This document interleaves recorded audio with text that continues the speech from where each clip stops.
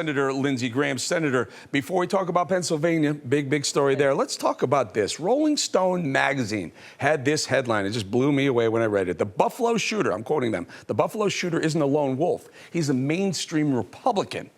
You can see it right there. But the sub-lead, the text reads this: the right-wing extremists who control the modern GOP are all gripped by a racist delusion. The shooter is just the latest to act on it. It's unbelievable, sir. The left-wing media is you know, as tragic as this shooting in Buffalo is, immediately just took and started putting the finger right at Republicans. What are your thoughts?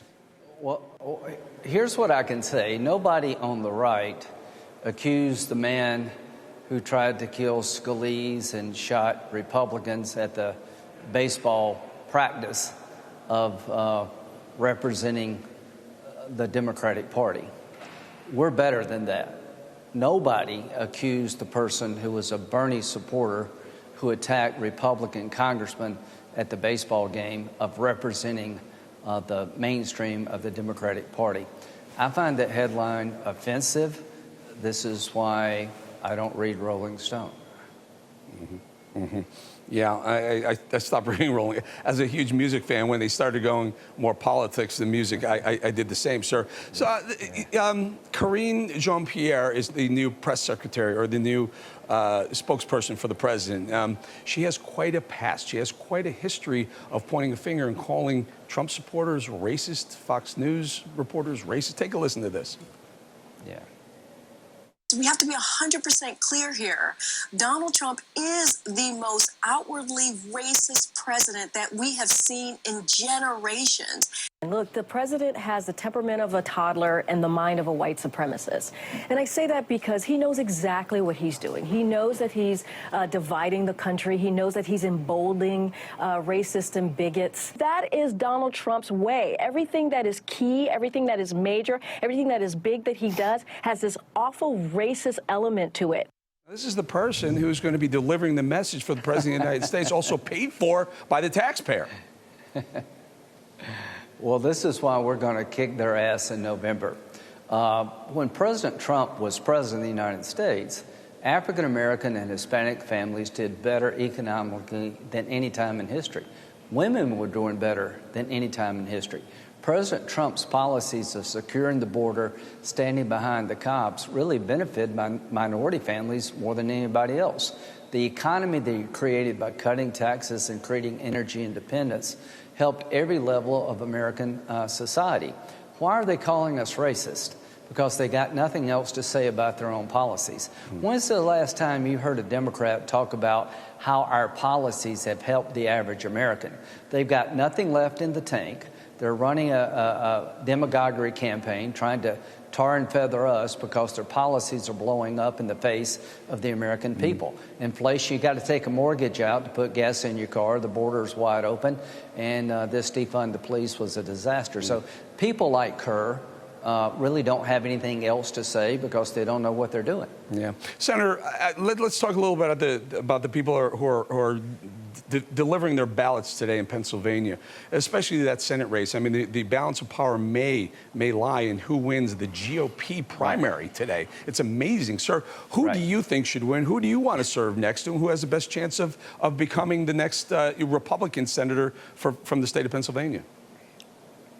Well, I think McCormick and Oz have run really good campaigns. Barnett Barrett, the African-American lady, has kind of surged here, but I want somebody that can win in November. Here's the good news for us. It looks like the Democratic nominee, and I think the man just had a stroke. I wish him well, but he's a Bernie supporter. I like the contrast between conservatism and socialism being the center stage of the fall campaign in Pennsylvania. So who do I like? I like somebody that can look the camera in the eye with a smile on the face and talk about how conservatism is the best solution for the problems facing Pennsylvania. And we'll see in about 8 or 10 hours who that person is. I want to know which one you want to serve next to. Yeah, Kathy Bennett, who shockingly, and this is the reason why she cannot be the nominee, said that if she doesn't win, she couldn't support the other two GOPers running, Oz or McCormick. So which of Oz or McCormick, sir? Which one would you be? We think has the best chance of keeping it red? Okay, so I think they both have a very good chance. I know Dr. Oz. I think he's an awesome conveyor of enthusiastic conservatism. You know, he's been on TV. That's a medium he feels comfortable in. He's a very smart guy on many levels. McCormick, Dave, I've known him, and Dina Powell's wife, you know, really solid, you know, national security Republicans. The lady you just mentioned, I don't know much about her. I don't want to get somebody in the general election that can't withstand the scrutiny that comes. So I think we're going to take back the Senate. I think inflation being through the roof, the broken borders, crime rampant, the world on fire, that this is a Republican year unless we screw it up. All right. We're going to leave it right there. Senator, always great having you. Thank you for your time on a very busy day across the country. Senator Lindsey Graham, folks.